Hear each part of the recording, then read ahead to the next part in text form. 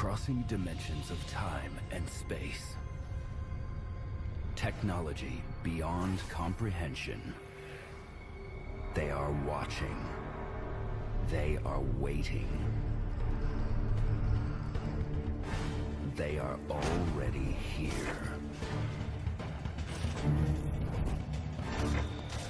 I know what I saw is not from this earth. It is just amazing.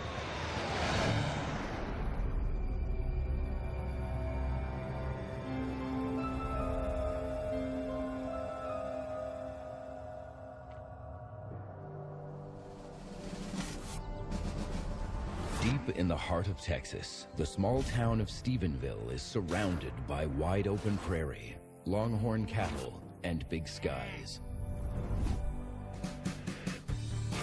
On January 8th, 2008, local resident Steve Allen gets together with friends Mike Odom and Lance Jones to enjoy a clear, mild night.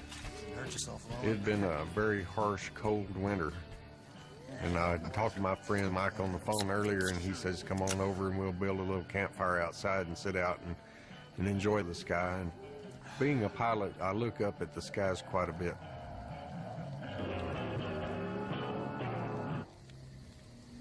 Now that's strange.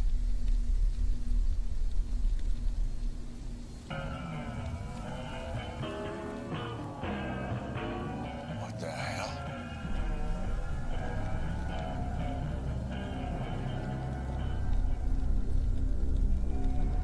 Steve?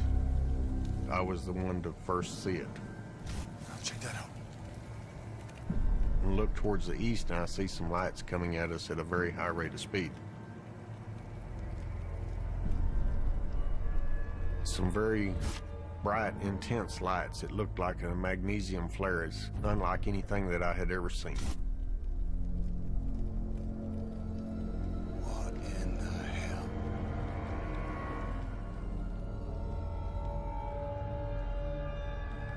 Nobody wanted to say anything because we was at kind of awestruck on it. 1, 2, 3, 4, 5, 6, 7.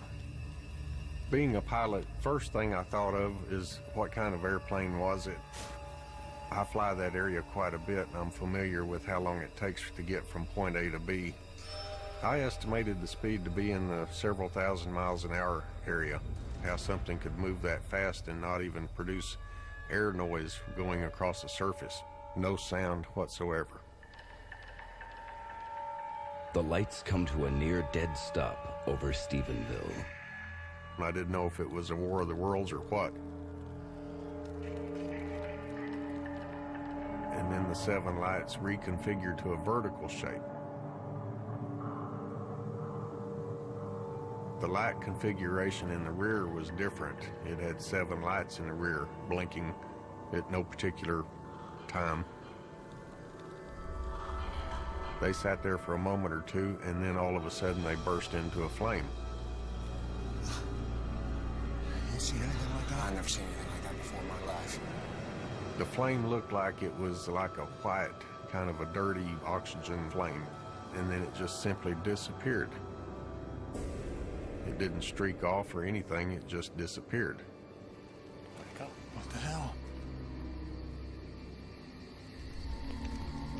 I had never witnessed anything like this. Lance Jones jumped in his car and took off.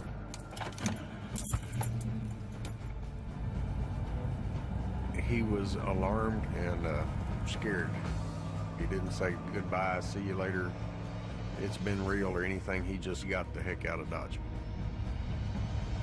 Mike and I looked at each other and we said, what in the world happened? It just made no sense to me. We had to tell somebody. So we went into his house to tell his wife, Claudette, about what had happened. Claudette? Hey guys, back early. These lights came up. We were at the camp. We saw them above the tree line. They took off. Claudette's reaction at first was disbelief, and that's when she says, oh, you guys, I'm going to call Lance. And we invited her, go ahead and call Lance, you know, to verify our story. Why Lance has more credibility than Mike and I do, I don't know.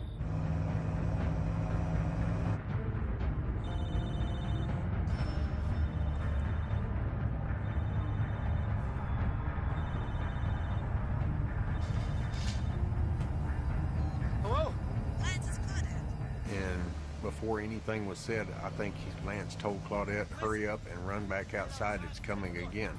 All right. This better be good. It came by closer than the original time and lower as well. This thing was up close and personal. It wasn't something streaking out across the universe. It was close to us. And then all of a sudden, 2 F-16s came by. Full afterburner, had the flames hanging out the back of the jets in pursuit of it. We live in the close proximity of 3 different Air Force bases. We never get any F-16s in the area at that altitude, much less in pursuit of another aircraft. It seemed like it was kind of keeping them at bay, like it could control its speed far greater than they could.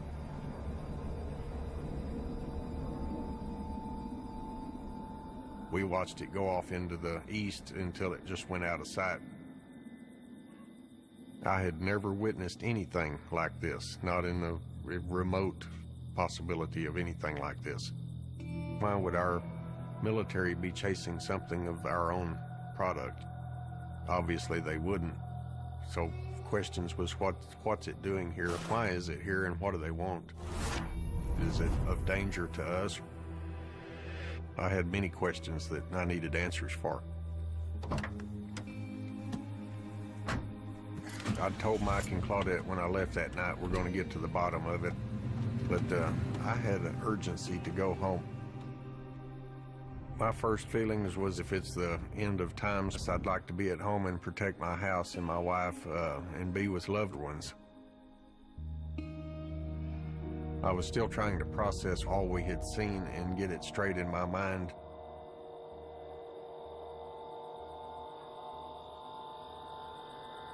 Hon? What's going on?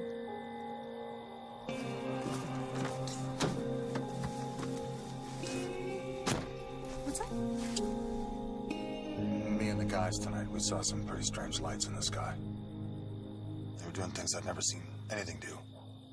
A couple of jets went after them, but they couldn't catch them. My wife could see that I was visibly shaken and knew I had actually seen something. UFO? She begged and pleaded with me to not tell anybody about it. Honey, look, you can't go around talking about UFOs, okay? What we saw was real, and I'm gonna find out exactly what it was. Well... She didn't want me to speak about it because she'd think people would think we was crazy. Of course, being a typical male, you gotta talk about it, you know, and do exactly what your wife tells you not to do. If I saw it by myself, I might have not said anything, but since there was 3 of us, I thought, well, I've got to talk about it, with the hopes that other people had seen it. I got probably 30 minutes of sleep that night. I didn't sleep very much at all, trying to figure out what had happened to us. My first phone call the next morning was to the airport here in Stephenville, Texas. I'm a pilot, and those guys at the airport, they know who I am. They know I may be a lot of things, but I'm not a liar and don't make things up. So they took interest to what I might have seen. They called Fort Worth Tower, where the radar is actually located at, to see if there was anything unusual in the area. They did try to find out and get me some answers, but they found none. That seems terribly strange to me.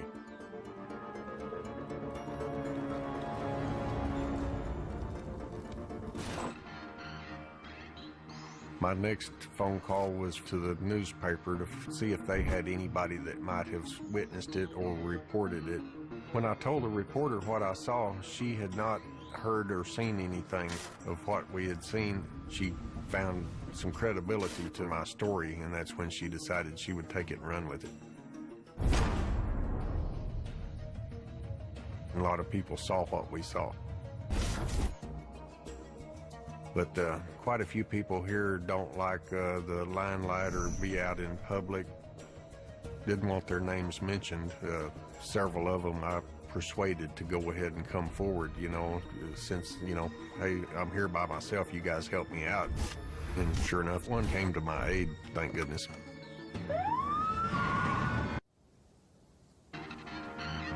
On the evening of January 8th, 2008, on the outskirts of Stephenville, Texas, Steve Allen and a group of friends observed military jets chasing a bizarre configuration of lights.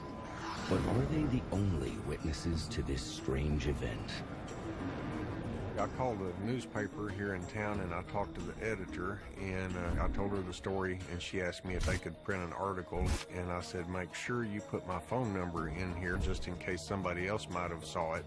They can call me. I probably talked to at least 60 people the first day. I got all their names, their addresses, what they saw, when they saw it, tried to get as many details as I could. Also, I asked them, would you be willing to come forward? Most are reluctant to go public, but local county constable Leroy Gayton steps up. I've been in law enforcement for going on 20 years now. I am a constable, and I'm elected by the people. I have a lot of credibility online here.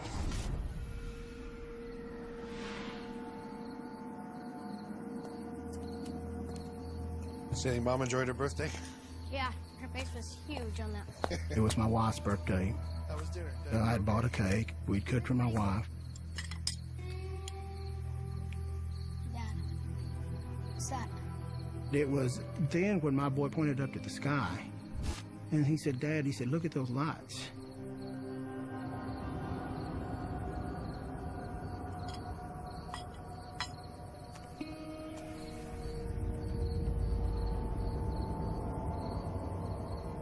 I got a pair of binoculars and trying to get a better look of what it was that we were seeing. And I couldn't make anything out other than these bright, bluish, fluorescent-looking lights. During this whole time, I'm trying to watch them, and my boy's, you know, he's a 10-year-old. He's asking me questions. Dad, is that a flying saucer? What is that, Dad? You know, what are they doing?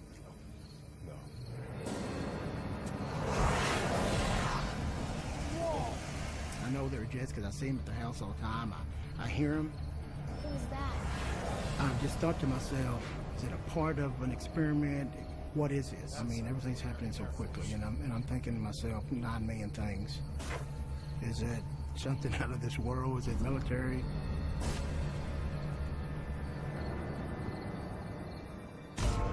The local newspaper follows up on the story and contacts the Air Force. They reported that they did not have any aircraft in the area and nothing was going on. I found it quite alarming. You know, I know what an F-16 looks like.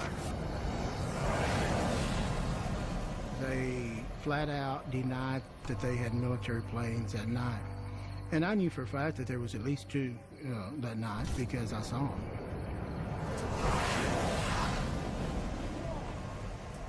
That obviously sends up a red flag to me. What are they trying to hide?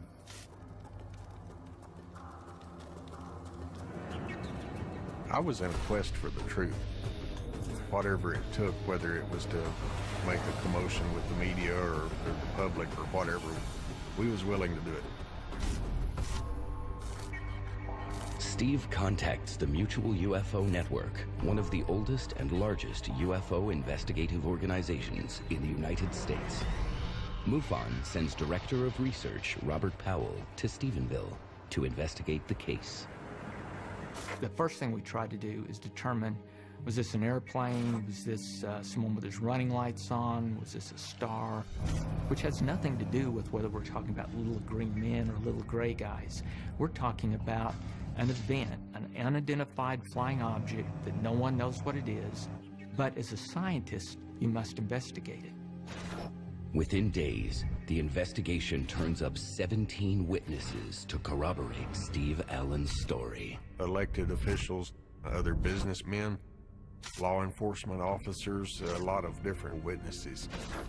What really made Stephenville such a unique UFO event was that not only did you have 17 witnesses, you had witnesses who saw at different times over a 3.5-hour period and over varied locations. So this wasn't a case of a one single instance. That was extraordinary.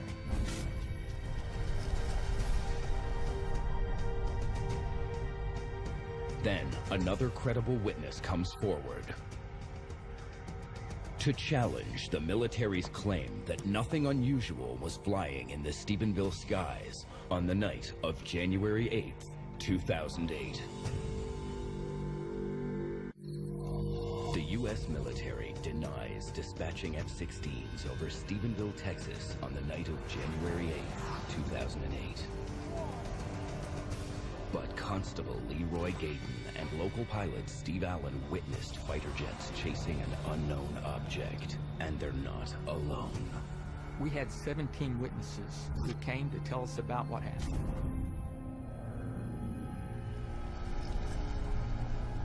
Quite a few people did come forward as unlike anything this town or this area had ever seen. And one reliable witness account stands above the rest. The night of January the 8th, one of my officers was in the downtown area near the Erath County Courthouse here in Stephenville. And he said to me that he saw a large object. To quote him, he thought it was an airplane that was going to crash. He said he could see the outline, the silhouette, and then he saw some lights. It didn't take long to know it wasn't an airplane because he said it was horizontal and then it stood up vertically close to the courthouse. And it slowly moved towards the east sky.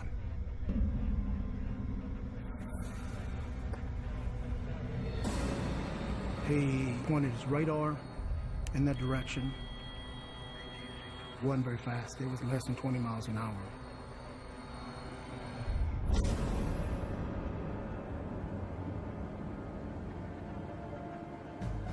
From my experience of flying, I keep up with the latest technology in the aircraft industry, what their capabilities are. Of course, the government has the best of everything, and it's pretty well known what's produced and what they have. They may have a secret. I don't think they have one of these, though. Aerospace engineer Dr. Wallace Fowler studies spacecraft design and flight testing. I have in the past held security clearances, and I'm not about to say things that I shouldn't be saying about things that I knew about back then. But I'm sure that there are things out there that the military is doing that they're not telling us about. The SR-71, for example, was an unknown thing for years. The F-117 was unknown for years. Well, there were these strange sightings of this strange airplane out in the Nevada desert. You know, probably somebody thought that was an alien spaceship, the way that thing looked. I knew it was some event that we'd never witnessed before. You didn't have to be a pilot. A first grader could have told you what they saw with good accuracy. Dozens of people in a North Texas town claim to have seen a UFO, and now it's getting worldwide attention.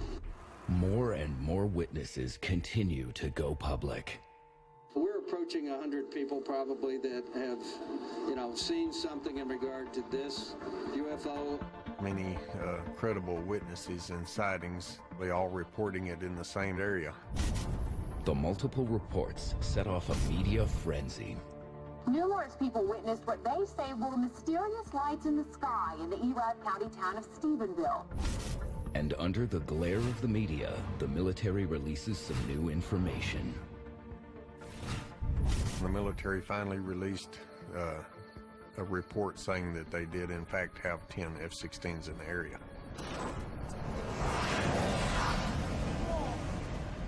And I found that to be quite disturbing. I just kind of felt betrayed. Why did they wait so long to come out? Obviously, they was trying to hide something or cover something up. If it's something that they're working for national defense, certainly they don't need to tell me, or anyone else. But all they would have to do is say, it's one of ours, goodbye, end of the story. But the official response to UFO evidence has been consistent across the U.S. government for decades. Investigative journalist Leslie Kane has spent the last 10 years documenting UFO sightings around the world. In the early 1950s, the Air Force set up a program called Project Blue Book. And the purpose of that program was to receive reports on UFO sightings from the public. Project Blue Book was very good at ridiculing people, or at least of issuing explanations for cases that were ludicrous. They were basically a public relations operation for the Air Force to minimize the mysterious aspect of UFOs. The military shut down Project Blue Book in 1970. In the case of Stephenville, the Air Force claims witnesses were tricked by an optical illusion.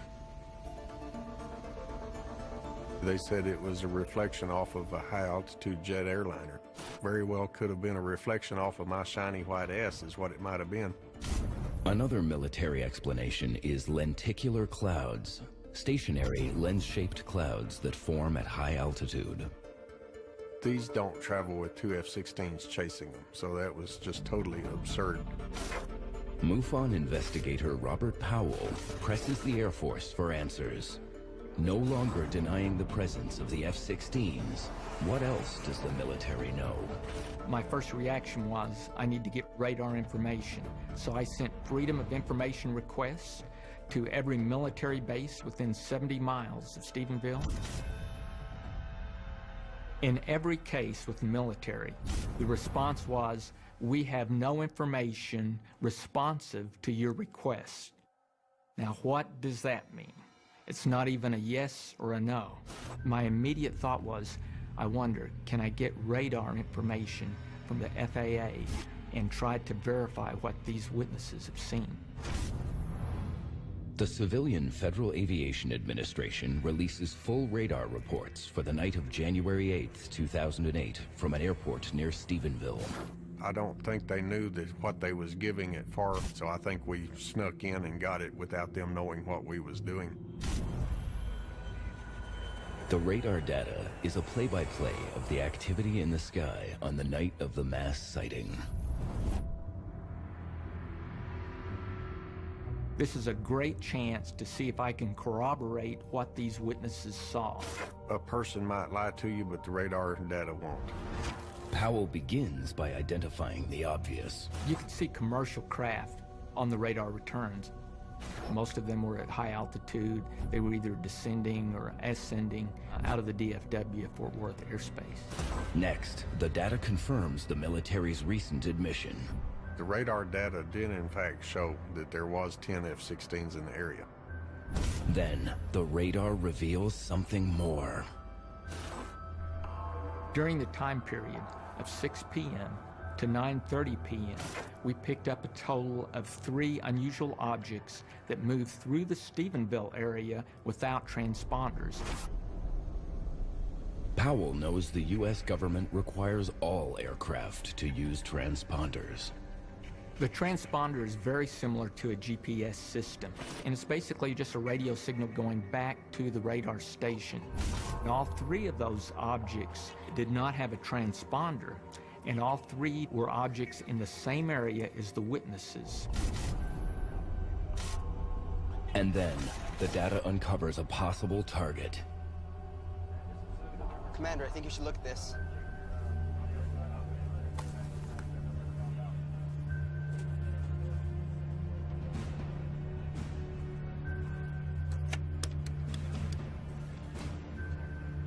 We have an unidentified aircraft approaching prohibited area P49, Crawford, Texas.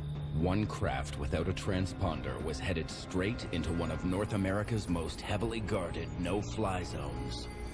One of the items that we saw on the radar was traveling directly towards Crawford Ranch. It was traveling in a straight line. We had over 140 radar hits on that object. Crawford Ranch is referred to as the Western White House. Home of the President of the United States, George W. Bush.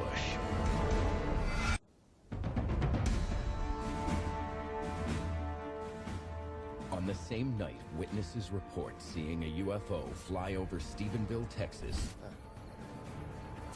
Radar data reveals 10 F-16 fighter jets and a mysterious craft bearing down on the no-fly zone over Crawford Ranch.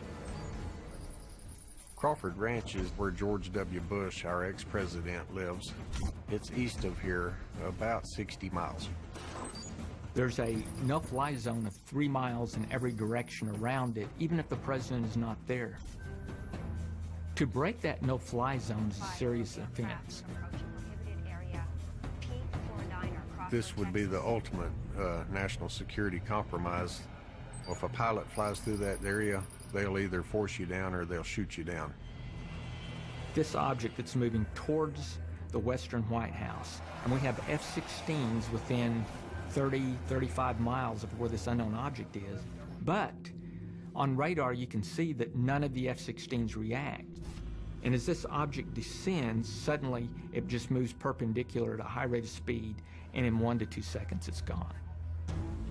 If the F-16s weren't chasing the strange object, was the Air Force escorting one of its own top-secret aircraft? Densely populated area. Why would they have it out? It could be in the desert where it wouldn't be seen, you know. Why have it in this area? If this was a military aircraft and they'd flown it over civilian space, that would be a huge military blunder. Hoping to learn more about this strange object, Steve Allen and Robert Powell returned to the radar evidence. To me, the speed was a very critical thing. Radar sweeps every 10 seconds. So once I know where this object is here, where it's at 10 seconds later, 10 seconds later, it's just a question of doing some quick math to calculate how far did it move over the course of 10 to 20 seconds. What I concluded was the object accelerated to close to 1,900 miles per hour and continued on its way. Next, Powell works to determine the object's size. I wasn't able to do it with the radar information because what the FAA collects does not tell you anything about size. But there was one witness who claimed to have some evidence that we could utilize. After my story went public, I had another officer that works with us that I've known all my life. And he told me that the night of January the 8th, he saw, I guess, what you'd say, a craft.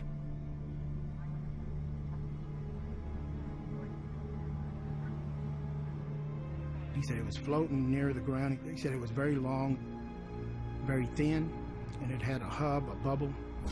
He said it was very large.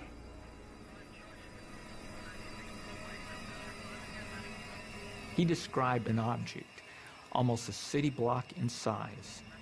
He said it was something that was very big. It was something that was doing very strange things and was traveling at a high rate of speed. And I trust him with my life. He has no reason to lie. I tried to analyze the size of this craft through multiple witnesses, and I would take the witnesses' visual description, and then I would look at where the object was based on the radar information. And based on that, I could estimate a size of the object using trigonometry.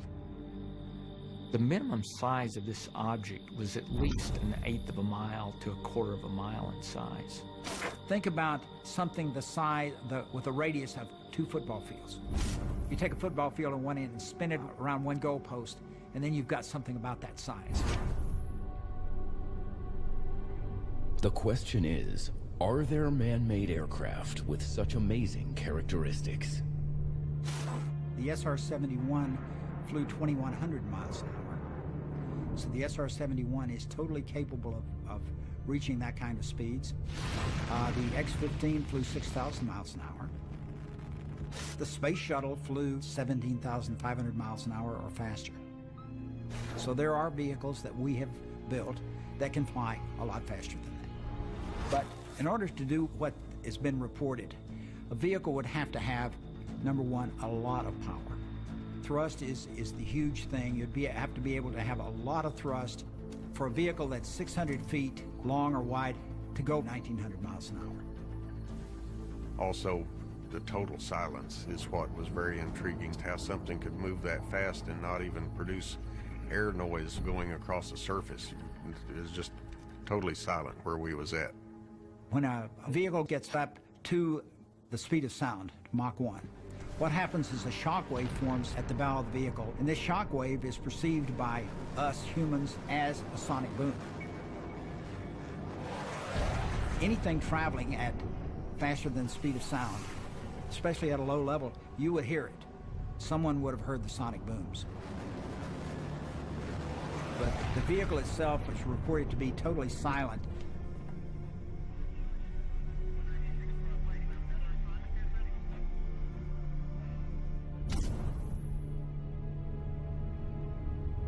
Professor of Physics and Astronomy John Willis studies the vast distances of outer space.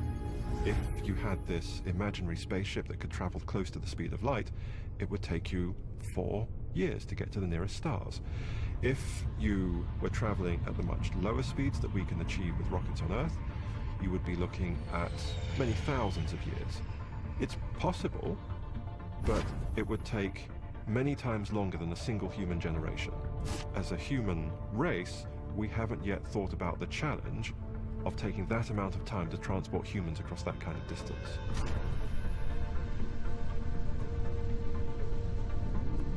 We can make some guesses about how many planets might host life, but to actually predict when will we make contact with an alien civilization, most scientists aren't willing to make that speculation. I feel like whatever we saw is not from this Earth due to the fact of its flight capability, is the speed it was traveling, it being able to fly silently. The unknown is very intriguing and leaves a lot of questions. I checked the internet, and a newspaper article shows that in like 1890 or 1891, in fact, there had been some sightings previously.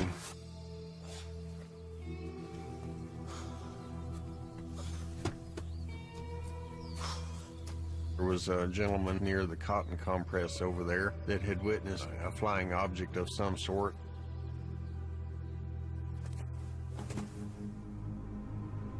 And it burst into flames, and he could describe it as a bale of cotton on fire. Now, I've seen cotton burn, and it's the same color of what I did witness, so his description was just dead on as far as the color of the flame.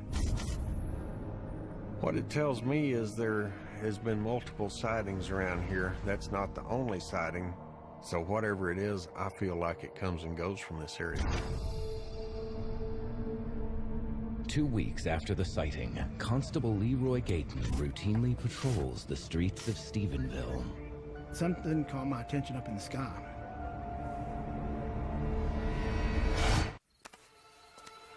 The witness count continues to rise, and over 100 people report seeing an unidentified flying object in the Stephenville skies on January 8th, 2008.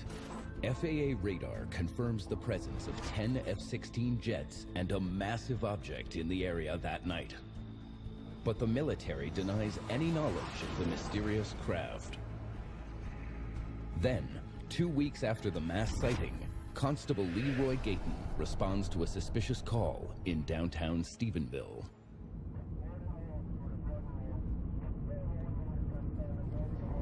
It was late, probably 3 o'clock in the morning, when over the radio I hear an alarm call come in.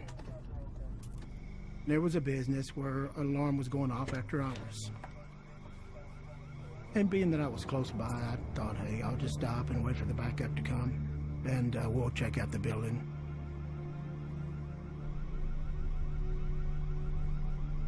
Something caught my attention up in the sky. It was changing color from red, blue, possibly green. This time, Gayton goes after hard evidence of the UFO. These cameras are not made for pointing up in the sky. They're made at pointing at cars, license plates. I was able to focus on this object and started recording. I could see it on a monitor in my car. And it was a large orb that seemed to be floating, not like your typical star, much larger. It was moving from east to west slowly. And I just didn't know what it was. It looked to be somewhat pulsating. It appeared to be almost hollow. But I sat there and I videotaped it for 15, 20 minutes.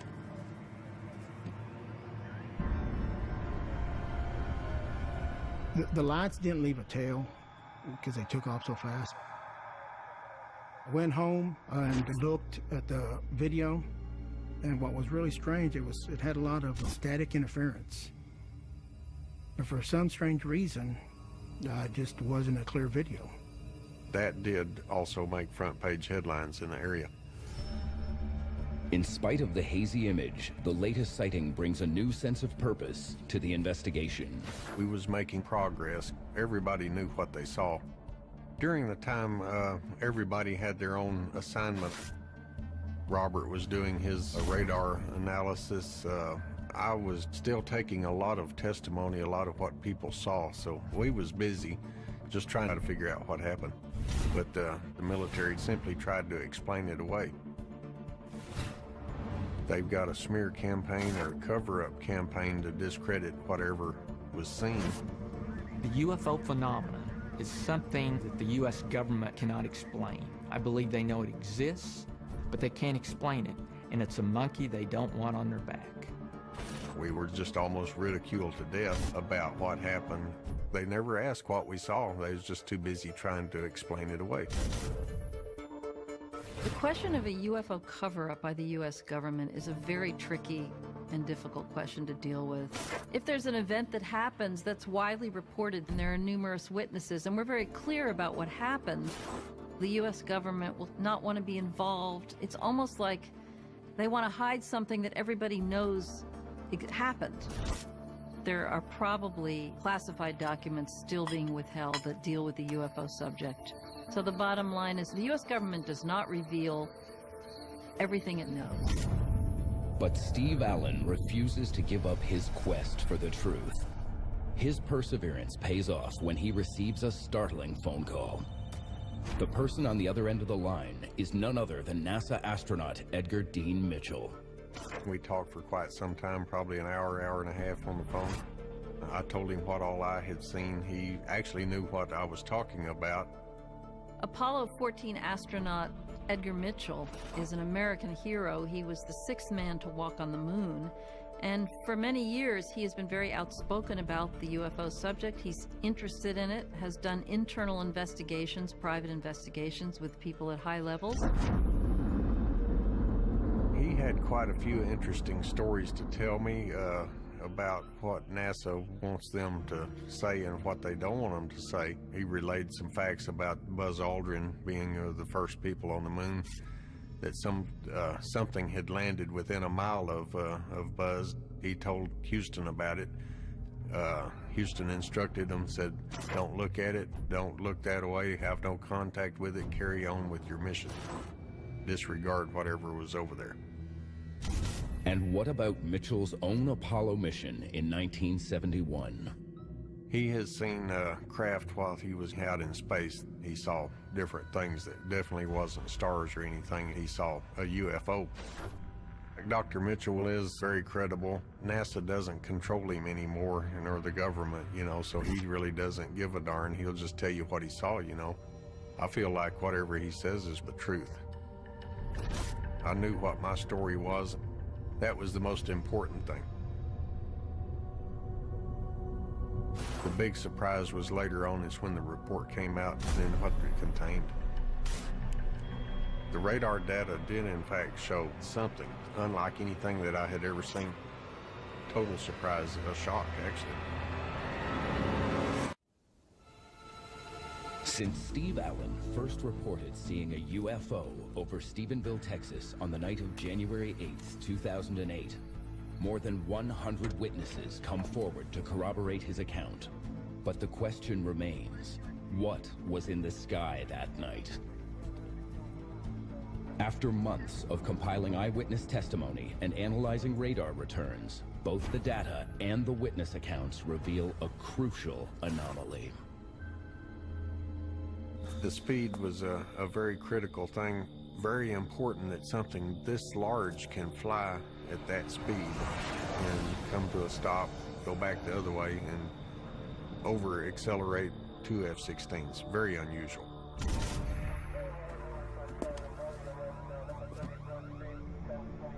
The object, whatever it was, went from basically standing still to 1,900 miles an hour in about 2 seconds. Anything that could fly that fast and then come to a complete stop that quick over such a short area, you know, that's a lot of G-force. The concept of G-force is part of Newton's law of gravity, a law that, here on Earth at least, can't be broken. G-force is basically an acceleration phenomenon. If you're in an airplane that pulls, quote, 2 Gs, at that point, the force on your bottom pushing up on you is twice your weight. If it's 3 Gs, it's 3 times your weight.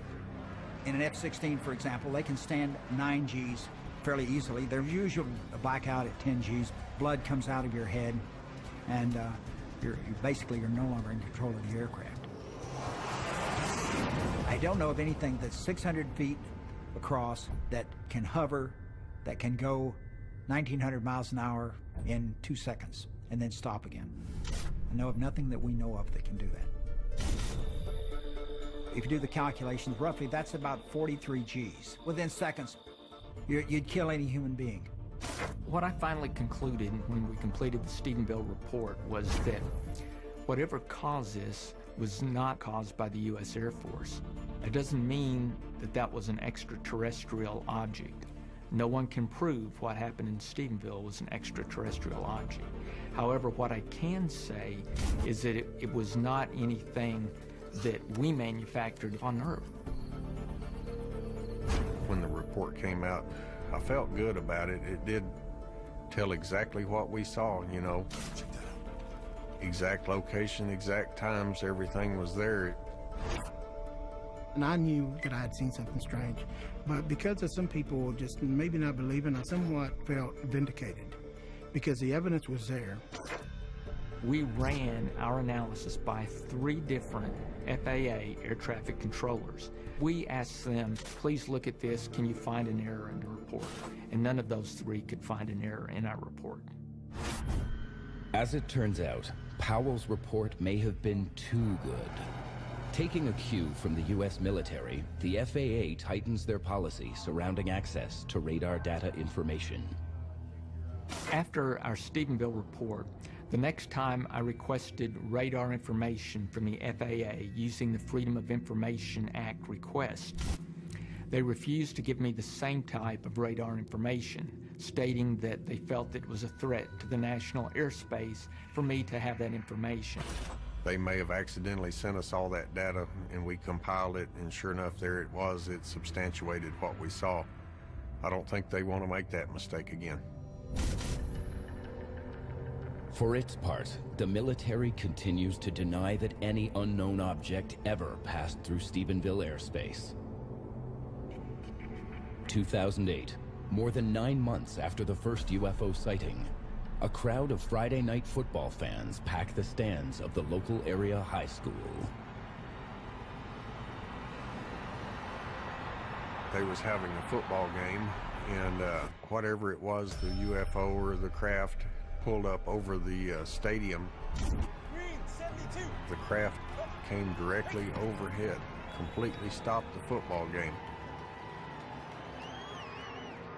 Players stopped first, and the refs was busy reffing the game, and then they watched the players all looking up. Everybody in the stands saw it, the football players saw it, the referees saw it. Hundreds, if not 1,000 people seeing the same thing. This is a real situation. It's not some kind of hallucination. Say, Mom enjoyed her birthday? Yeah, her face was huge on that one. Since January the 8th and these other events, my life has changed. My beliefs have changed. Now I'm open to the possibility that there is life beyond our Earth, and I hope that before I leave this great Earth that I have an answer of what it was that I saw. I knew it was a life-altering experience. I knew it was something that not many people had the pleasure of witnessing, that I was blessed being able to see it. I believe in life in other universes or galaxies or solar systems. You'd have to be very narrow-minded to think that we're the only people out there. Steve Allen's quest for the truth isn't over. I sincerely hope I get to see it again. I want to know what it is. I look up at the skies quite a bit now.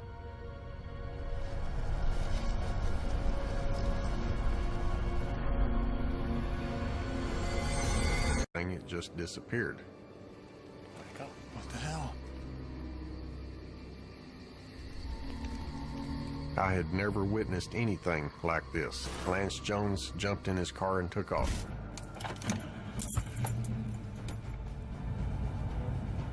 He was alarmed and scared.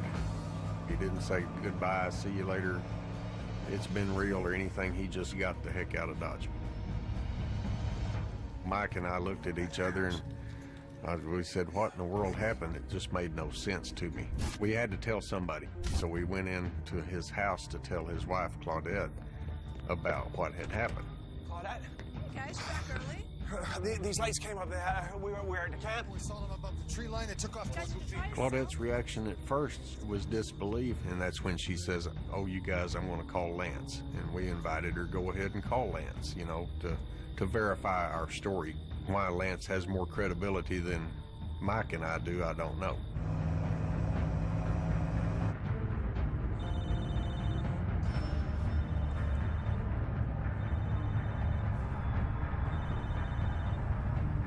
Or outside and sit out and enjoy the sky. And being a pilot, I look up at the skies quite a bit.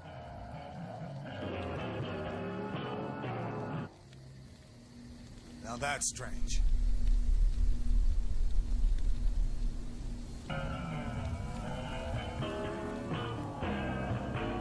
What the hell?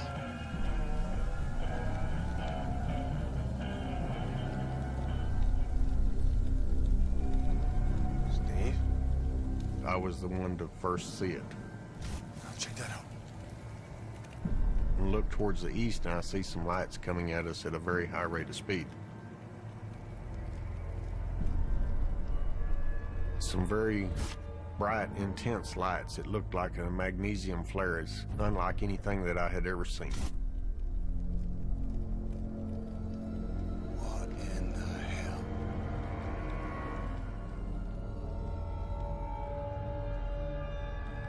Nobody wanted to say anything because we was at kind of awestruck on it. 1, 2, 3, 4, 5, 6, 7. Being a pilot, first thing I thought of is what kind of airplane was it? I fly that area quite a bit and I'm familiar with how long it takes to get from point A to B. I estimated the speed to be in the several thousand miles an hour area. How something could move that fast and not even produce air noise going across the surface. No sound whatsoever. The lights come to a near-dead stop over Stephenville. I didn't know if it was a War of the Worlds or what.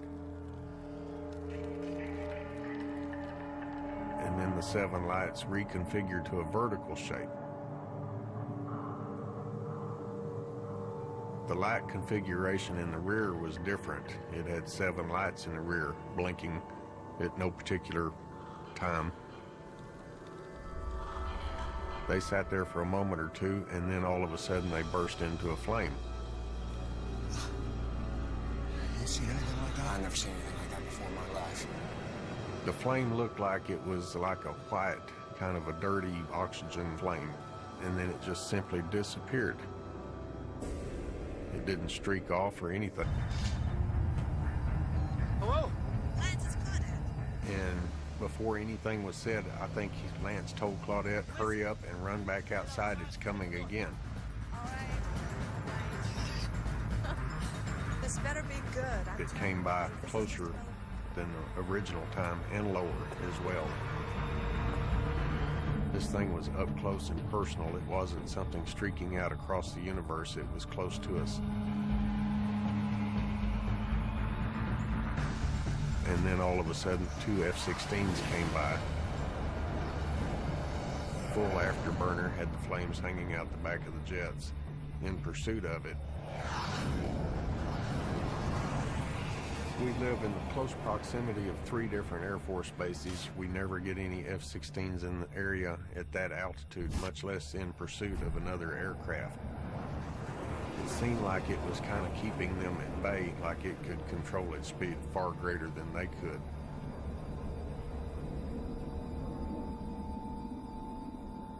We watched it go off into the east until it just went out of sight. I had never witnessed crossing dimensions of time and space. Technology beyond comprehension. They are watching. They are waiting. They are already here. I know what I saw is not from this earth. It is just amazing.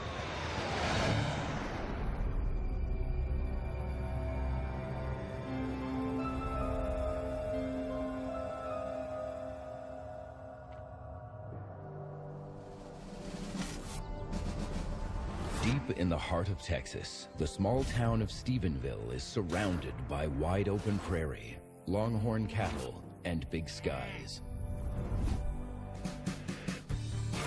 On January 8th, 2008, local resident Steve Allen gets together with friends Mike Odom and Lance Jones to enjoy a clear, mild night. It had been a very harsh, cold winter.